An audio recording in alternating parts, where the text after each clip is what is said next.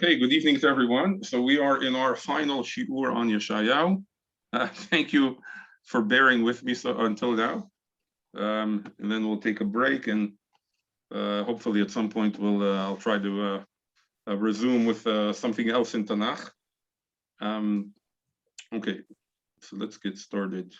So we're basically up to the last section in Perek Zayin in chapter 7. Just a brief recap of what we've seen so far. Achaz is under siege from two kings, Pekach ben Remaliah, the king of Israel, Retzin melech Aram, Retzin the king of Aram. He's very afraid of them. Yeshayahu's advice is to do nothing. There's nothing to worry about them. Achaz does not listen to Yeshayahu, as we saw. He empties out his treasury to call for help from Melech Ashur, the king of Ashur, to come. Ashur does come, and does, which is what Yeshayahu was saying was going to happen anyway, even without Achaz emptying out his treasury for this purpose. Ashur was going to come anyway and take out Retzin Melech Aram and Pekach Melech Israel. So he kills Retzin, exiles the people of Aram. He does not actually kill Pekach, but he does exile a significant portion of the kingdom of Israel, and Pekach gets assassinated by his successor. I think it was Hoshea ben Elah, if I'm not mistaken. Yeah. Hoshea, okay. Oh, you have the. I've got the card. You've got the chart. Right. So that's very good. And but it doesn't really work out well for Achaz either, because the Melech Ashur does not show up to Yehuda. Oh, I'm so gracious to you, my Patreon or whatever it is. Rather, he wants now to take over Yehuda as well and enslave them.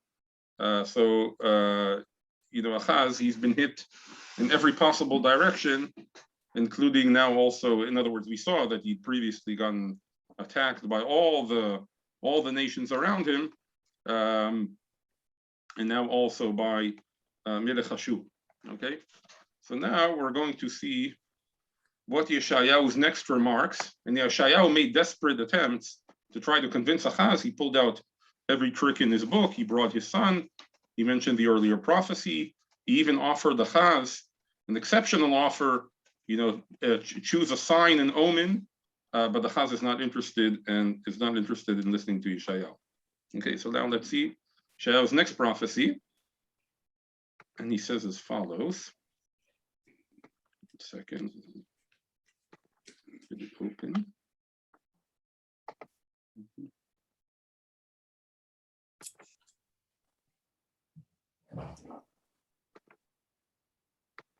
Okay, so open in chapter 7 from verse 14, Yudalet, Pasuk Yudalet, where we're starting to read. This is sort of after Yeshayahu, is exasperated from Achaz. Achaz is refusing all of his offers. So now he sort of says his prophecy. Okay, so he starts off in Pasuk Yudalet, Lachen. Lachen is sort of like therefore. In other words, because you have refused to adhere to my warnings, now I'm giving you the following message. Okay, so he says, Lachen yiten Adonai hu lachem ot. Hine ha'alma hara v'yoradet ben v'karat shmo Immanuel. In other words, because you have refused to ask for an oath, for a sign, now God, he will offer you a sign. So let's see what it says. Assuredly, my Lord will give you a sign of his own accord. Look, the young woman is with child and about to give birth to a son. Let her name him Immanuel. Immanuel obviously means Immanuel, God is with us. Okay, so again, and some of the commentators explain that this woman is Yeshayahu's wife. Okay, because we make sense, because we know that Yeshayahu is naming children after his prophecies. So it could be another child of his that is going to be named after his prophecy, and this time it's Immanuel, God is with us. חמאה ודבש יאכל לדעתו, מאוס יאכל לדעתו, מאוס ברע ובחור בטוב. By the time he learns to reject the bad and choose the good, people will be feeding on curds and honey. Okay, in other words, within a very short time, people will be feeding on curds and honey, in other words, butter and honey. Okay, we'll soon see what that, or we'll try to understand what that means, that people will eat butter and honey. Sounds nice, butter and honey. Okay, we'll soon see it's not so simple. כי בטרם ידע הנער מאוס ברע ובחור בטוב, תעזב האדמה אשר תקץ מפני שני מלכיה. For before the lad knows to reject the bad and choose the good, the ground whose two kings you dread shall be abandoned. In other words, within a very short time, these two kings that you're so worried about will not be on the face of the earth anymore. יביא אדוני עליך ועל עמך ועל בית אביך ימים אשר לא באו למיום סור אפרים מעל יהודה את מלך אשור. The Lord will cause to come upon you and your people and your ancestral house such days as has never come since Ephraim turned away from Yehuda, that self-same king of Assyria. והיה ביום ההוא ישרוק אדוני לזבוב אשר בקצה יורי מצרים ולדבורה אשר בארץ אשור. In that day, the Lord will whistle to the flies at the ends of the water channels of Egypt and to the bees in the lands of Assyria. ובאו ונחתו כולם בנחלי הביתות ובנקיקי הסלעים ובכל הנעצוצים ובכל הנעללים, and they shall all come in the light in the rugged wadis and in the clefts of the rocks and in all the thorn breaks and in all the watering places. ביום ההוא יגלח אדוני בתר הסחירה בעברי נהר במלך אשור, את הראש ושיער הרגליים וגם את הזקן תספה. In that day my Lord will cut away with the razor that is hired behind the Euphrates, with the king of Assyria, the hair of the head and the hair of the legs, and it shall clip off the beards as well. והיה ביום ההוא יחיה איש עגלת בקר ושתי צאן. And in that day each man shall save alive a heifer of the herd and two animals of the flock. In other words, one cattle and two sheep. והיה מרוב עשות חלב יאכל חמאה, כי חמאה ודבש יאכל כל הנותר בקרב הארץ. And he shall obtain so much milk that he shall eat curds, butter. Thus everyone who is left in the land shall feed on curds and honey. והיה ביום ההוא יהיה כל מקום אשר יהיה שם 1,000 גפן ב1,000 כסף, לשמיר ולשית יהיה. For in that day, every spot where there could stand 1,000 vines worth 1,000 shekels of silver shall become a wilderness of thorn bush and thistle.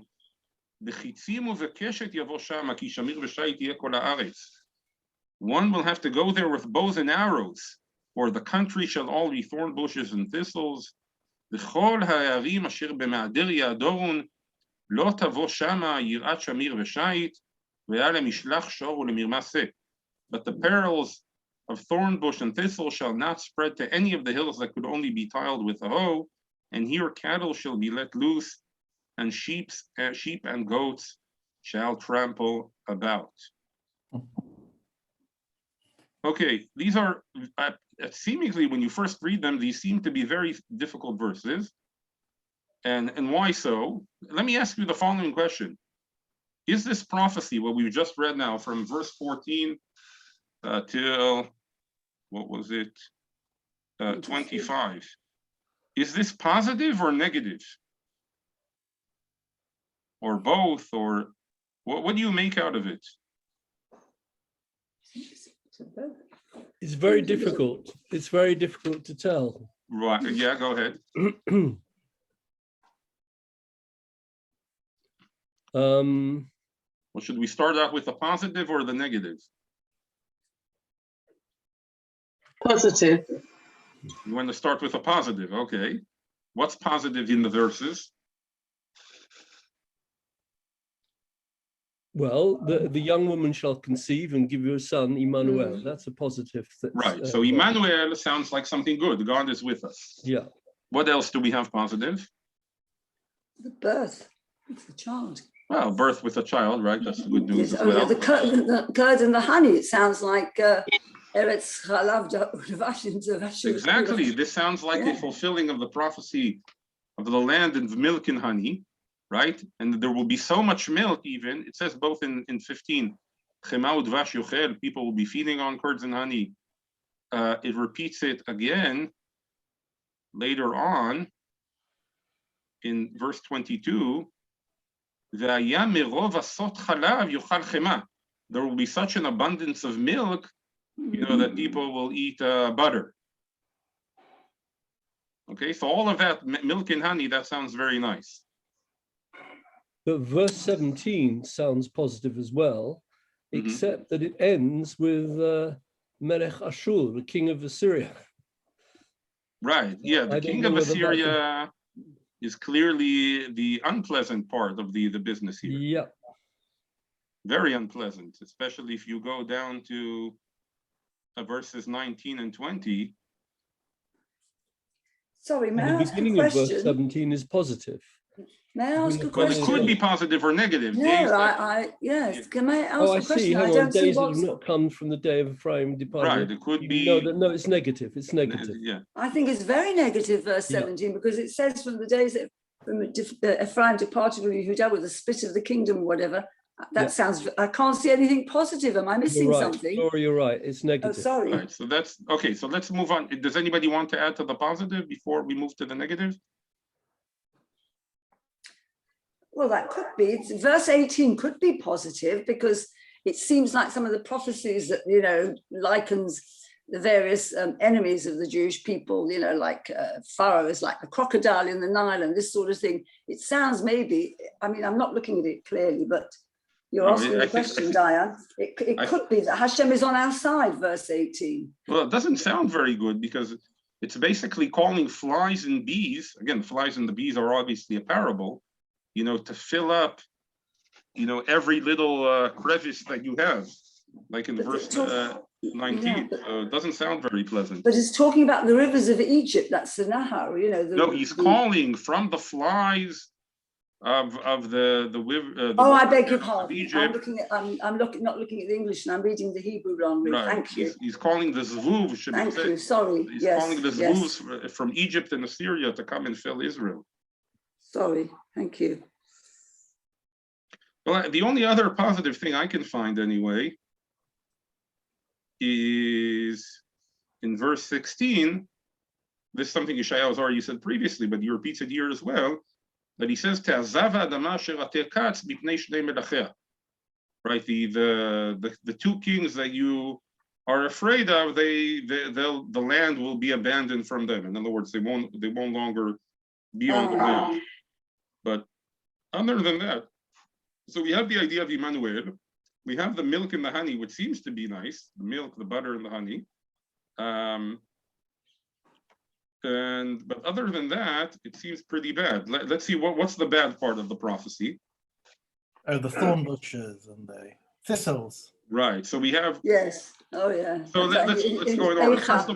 First of all, we have from verses 17 till 20 the description of Assyria coming, and what will Ashur do? What is the parable that he gives of what they will do?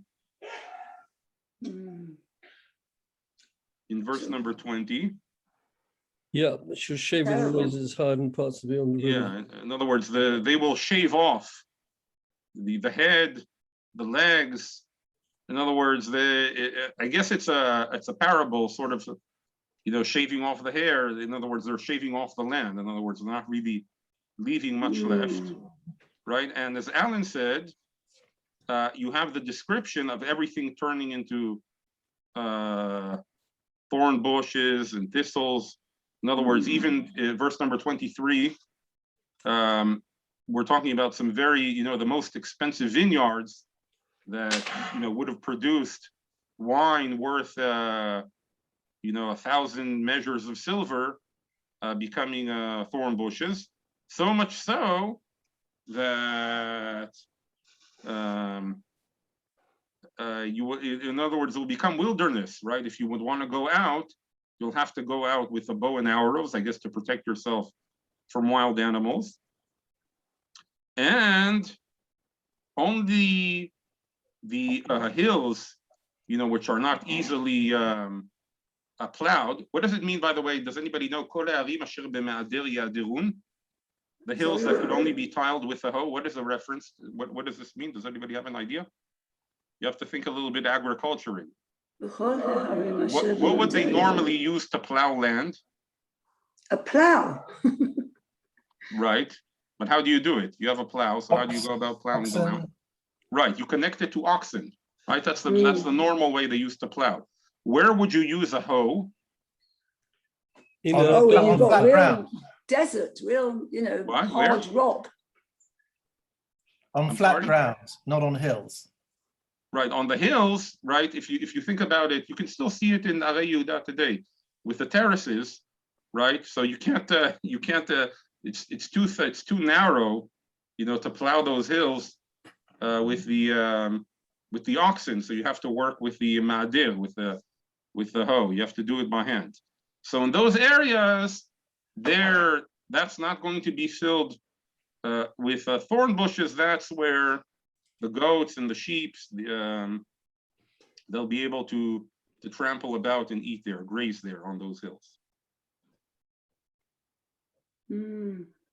Okay, so let's now. So we've mentioned the positive. We mentioned the negative. Let's now try and figure out what is going on here in these verses. What essentially is describing. Okay, so if we have to go back a little bit and think about the message Yeshayahu has been constantly sending, and there is a key phrase here, which also connects us to previous prophecies, and that is one in verse 22, and that is Kol hanotar bekerev haaretz. Everyone who is left. What is the reference of Kol hanotar bekerev haaretz? All those who are remaining. There's going to be a conquering. They're going to be conquered. Right. The land is going to be conquered. There's going to be an exile. Yes, exile. Right. So this connects to what Yeshayahu has said already numerous times. He said, we saw it first in the end of chapter 6, when he was speaking about the tree which gets stumped and only the stump is left. We saw it also in chapter 1 about Venotara Batzion Kisuka Becharim, that there will be a tremendous destruction, tremendous exile, and there will be only a small remainder. Okay, also we saw it in chapter 4 as well. The Yeshayahu keeps having this vision about this remainder that will be left. Yeshayahu, exactly, the remainder, the small remainder, and this is what he's speaking about again in this prophecy. So the good and the bad are intertwined. The bad is very bad. That's the destruction that Ashur is about to bring about.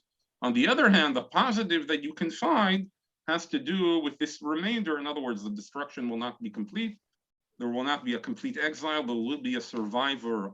Yerushalayim will survive Ashur, and there's hope for that remainder. Okay, so that's why he's sort of on. It's both positive and negative.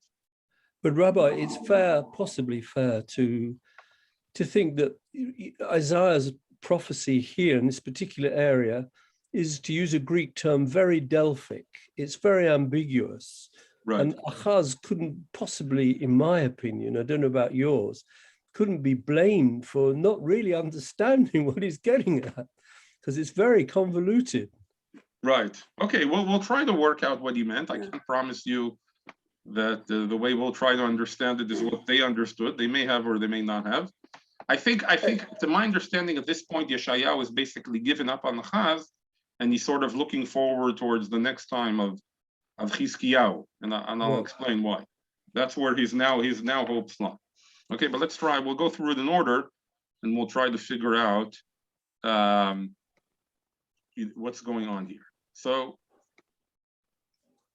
one point he's saying, and this is the message he's trying to get across, Immanuel. In other words, as we said, again, it seems to be from the context, he's talking about, a woman that's giving birth now in his days. And he says, again, call Immanuel. On the one hand, he wants to give a message.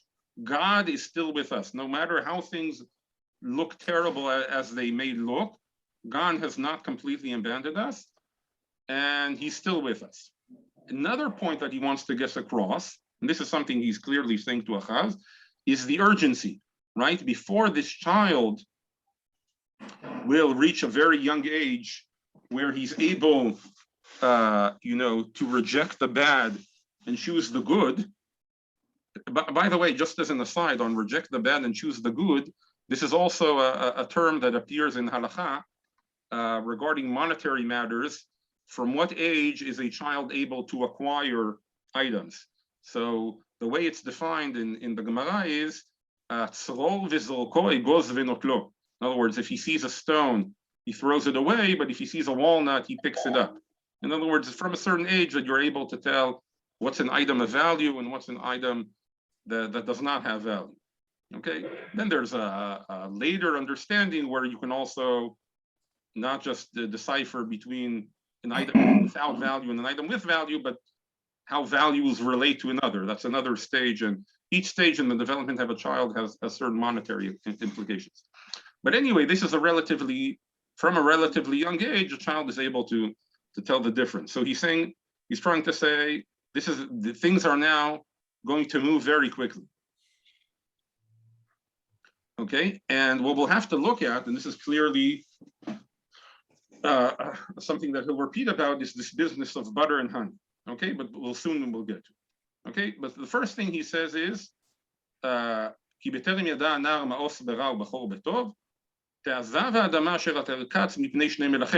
other words, these two kings that you're worried about, they're not going to be here. However, instead of them, something much worse is going to come. Okay, and that is the king of Ashur. Right now, you're going to face an even terrible situation. This is going to be the most dire situation that the kingdom of Yehuda is going to be in since it was torn, Ephraim separated from Yehuda after the days of Shlomo during his son Rechavam.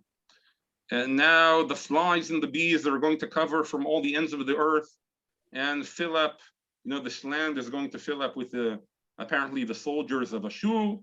Ashur is going to shave off everything, the head, the legs, the beard. Okay, and how we come to the idea of the milk and the honey. Okay,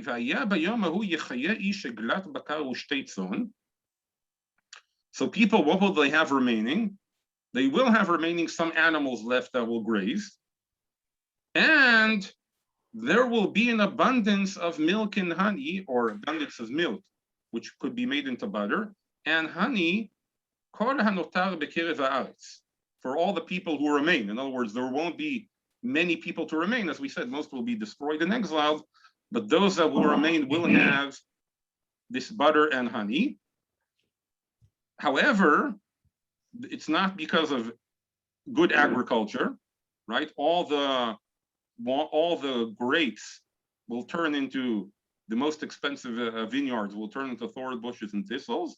However, there will be a place for, as he says here in verse 25, there will be a place for the grazing of the cattle, the sheep and goats, etc. So to try to explain what's going on here, we have to sort of, clearly there's a reference here in Chalav and Vash to milk and honey. The question is, when the Torah speaks about milk and honey, what is the reference, what is it referring to exactly? So plentiful, things being with plenty. Right, but specifically when we say Eretz Zavat Chalav Udvash, right, Chalav Udvash, what exactly are we referring to? So Chalav is the easier one to understand, and again we have to also connect this to another idea that when we look in the Torah, anytime that it's describing Israel as being Eretz Zavat Chalav Udvash, a land of milk and honey, what is the land that it's being compared to, which is not a land of milk and honey? Mitzrayim. Mitzrayim is not a land of milk and honey. So, although in last week's parasha it was. Well, Yeah, they well, were sort of. They're trying to wind up Moshe. Yeah, okay. That was just used for the purposes of the fake news. It's more milk and honey than the desert, but it's not milk and honey compared to Israel. Okay, so I'll try to explain what the terms milk and honey refer to. Milk, that's the easier one to understand. It refers to that you have cattle, you have flocks of sheep, goats, cows, whatever it is that you use to make milk. In other words, that you have areas that are designed for grazing. Was Egypt good for grazing cattle? No. No. Where do we see that it wasn't? Because they went to the land of Goshen. Exactly. Very good. Yeah, Okay. Yeah, when the sons of Yaakov and his sons came to Mitzrayim, they had to ask for special permission to settle in the land of Goshen, because they said, we are on Shemikne, where people, that have flocks and graze them. And Toavat Mitzrayim Kol Etzon. In Egypt, the people of the cattle were hated. Why is that? Why is there a lack of grazing areas in Egypt? because they weren't interested in that sort of menial work. They were more interested in. It's not so Well, difficult. the River It's not so Nile, the difficult. flood delta, doesn't make for it. Right, exactly. Very good. The delta, the way it works is you have the Nile, right, which overflows. And other than that, it's a desert, a very extreme desert. And right by the Nile, that's a fantastic area. That what they used to do is they used to have the Nile overflow and then feed all the water everything which was alongside the Nile. And what did they primarily grow by the Nile? We can see this also in the Psukim, in the Torah. Does anybody know? The bulrush. I don't know. Bulrushes. Bulrushes. What did they grow there? By the Nile? Palms. No?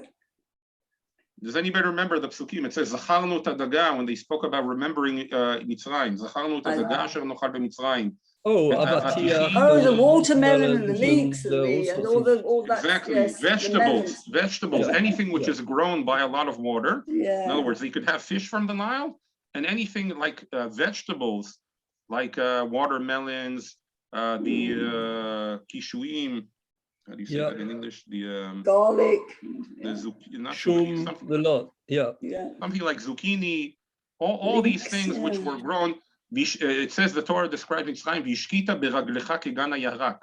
Right, it's where you grow vegetables. You open up the canals, the Nile overflows, and you've watered everything.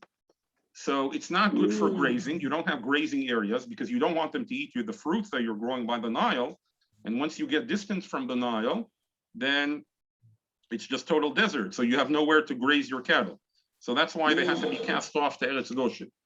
So that's chalav. Dvash is actually not what we would call bee honey, but the simpler meaning, this is the way the commentators explain. Dvash is what?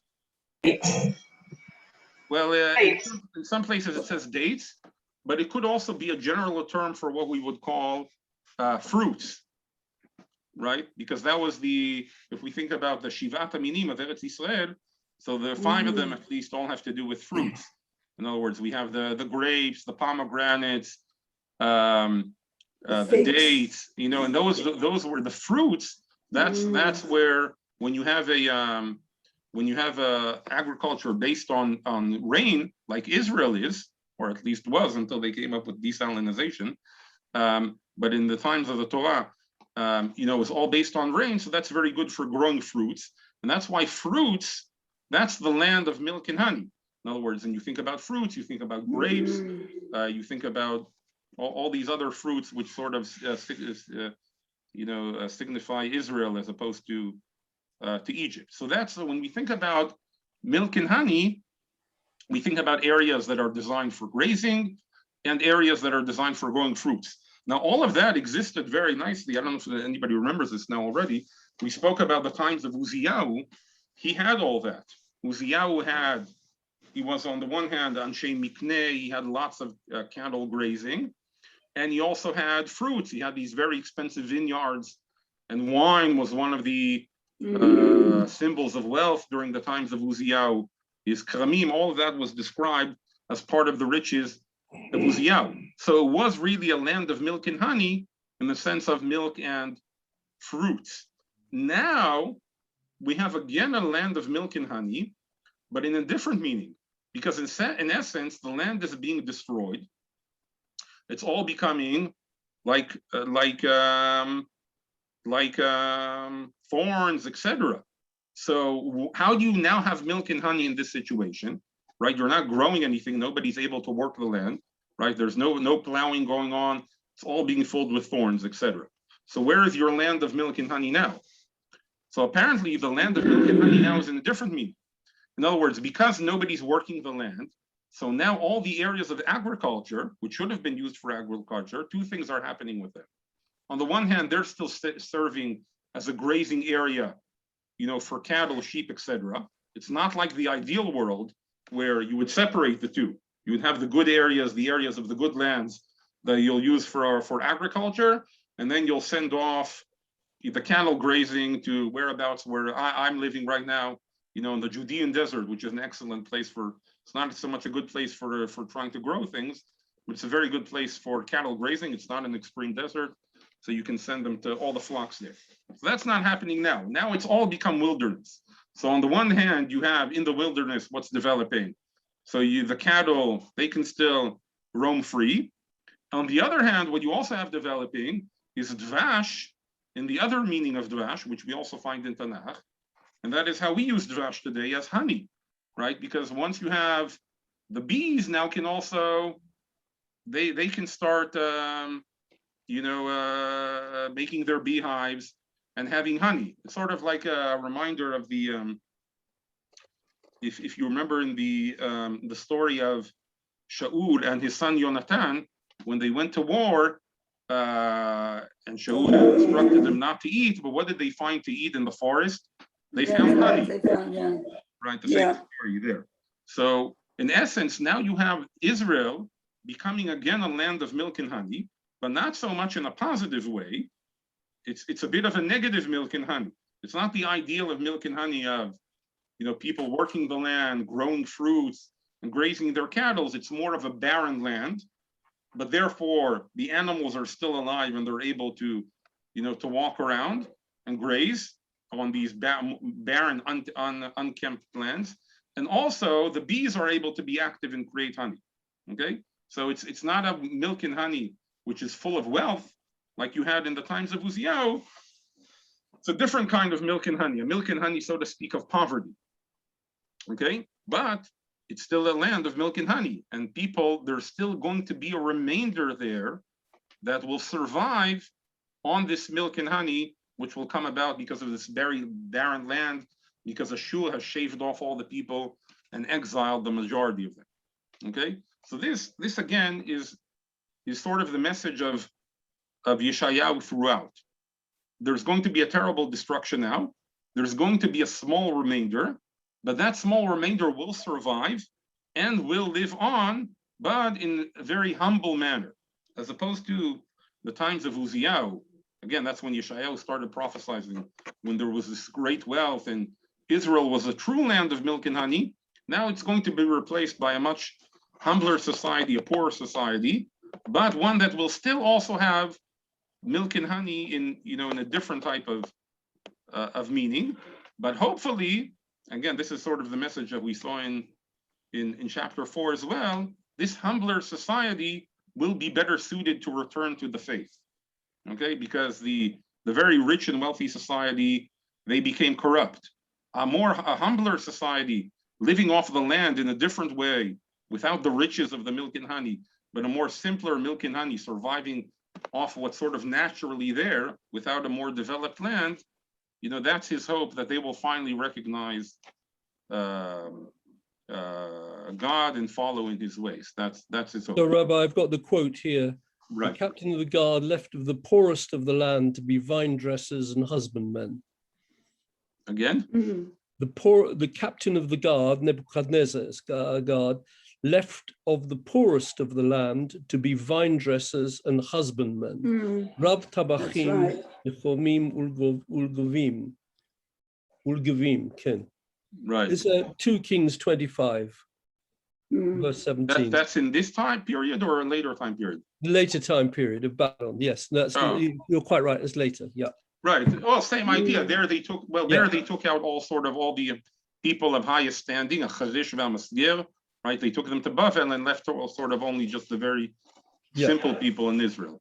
Yeah. So here, I don't know if Ashur exactly made that distinction between which parts of society they were taking, But certainly the idea is that, whatever will be left will live off in a much humbler way. Okay, so now I just want to conclude with one last point on this. What's happening here? We spoke about the Yeshayahu prophesied in the times of Uzziyahu, and then he's silent for, let's say, about 20 years or so, until, at least we don't have any prophecies from him, until Achaz shows up. So the idea is connected to, I think, what we described. Yeshayahu's message throughout, for the times of Uzziyahu, there's a process that's gone into motion that cannot be stopped. The situation has become so bad that this destruction is inevitable, and our future is basically those that will remain, that will survive out the destruction of Ashur. That's where our hope is. So he said that message in Uzziyahu, and now he doesn't have anything more to say until the time for this remainder arrives. So the first opportunity for this remainder is in the times of Achaz. And he says, okay, Achaz, now Ashur is coming for the first time. You have an opportunity to be this remainder that will survive and be able to rebuild, albeit in a humbler way. Achaz, however, refuses the opportunity Yeshayahu gives to him.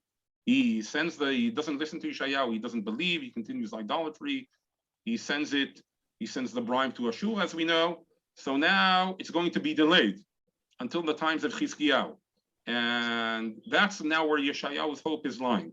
And Chizkiyahu did, to some extent, fulfill the hope of Yeshayahu, but not fully. In other words, Chizkiyahu was righteous, and after Ashur did everything, and Yerushalayim and Chizkiyahu survived Ashur, he was a righteous king, but he was not able to bring about the complete fixing of what needed to be fixed. So ultimately, at a later period, we reached the full exile. But from Yeshayahu's perspective, from his prophecy's perspective, this is where his focus is on now, on this remainder, and that's why he's silent all those years, because all those years need to pass for Ashur to come about and the whole process to be set in motion. And once he has an opportunity to speak to this remainder, that's when he speaks up. So he first does it in the times of Achaz. He's not really listened to at that time, but he continues with his prophecy till Chizkiyahu, saying, this is the remainder, this is what will survive Ashur. You won't be so wealthy, you'll be living off the milk and honey naturally from the land. So you'll have a land of milk and honey, not in the ideal way, right, but in a different way. But this is your opportunity now to try to fix things spiritually, to try to fix all the issues of corruption and injustice that you had previously. And this is the opportunity that you need to make the most of. And this is where his target audience is at this stage in history.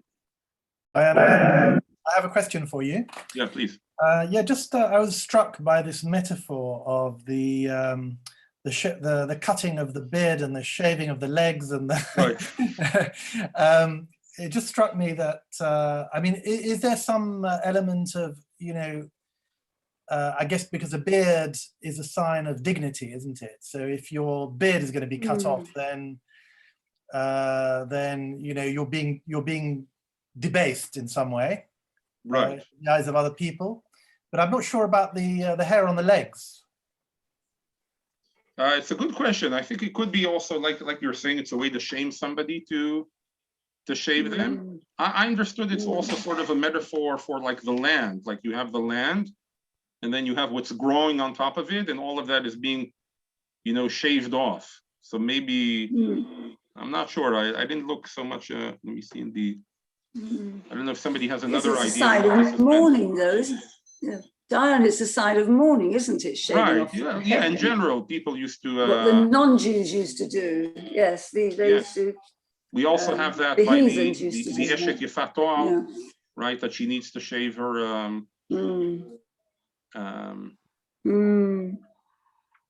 The commentary here in the Sonsino doesn't mention the head and the legs. It mentions the beard, saying what you've just said, that it's symbolizing ruthless pillage, devastation, and degradation. It doesn't mention. Yeah, I thought it, I'm looking at Rashi, I think that's the way he explains it.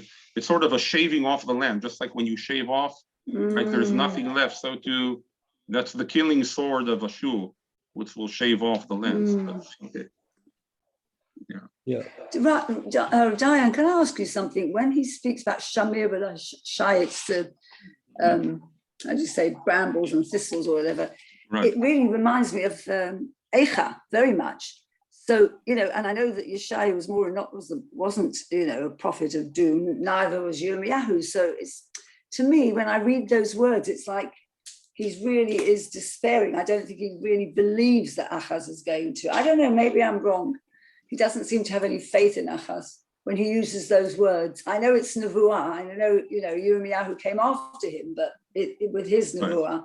About well, he is a prophet, right? He is a prophet of both doom and comfort.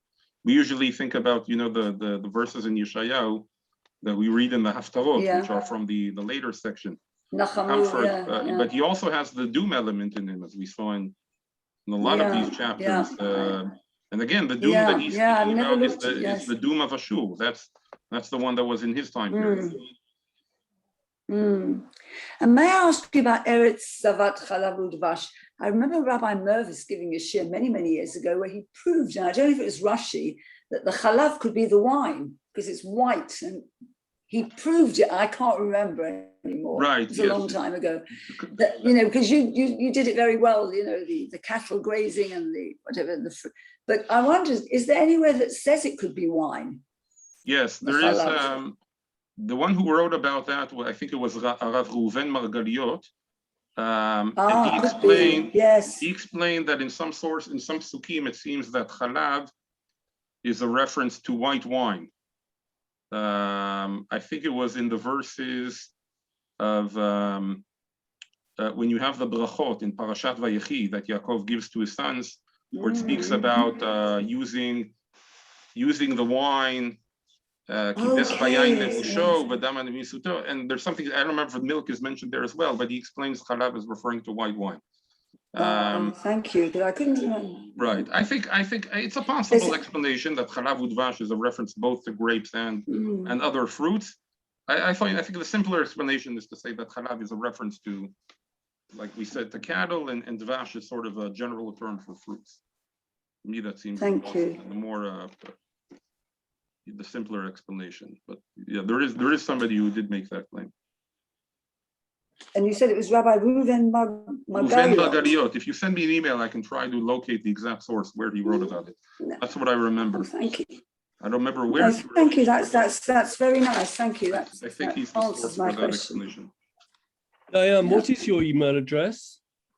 Here, I'll copy it here in the chat. Let's find it. 723.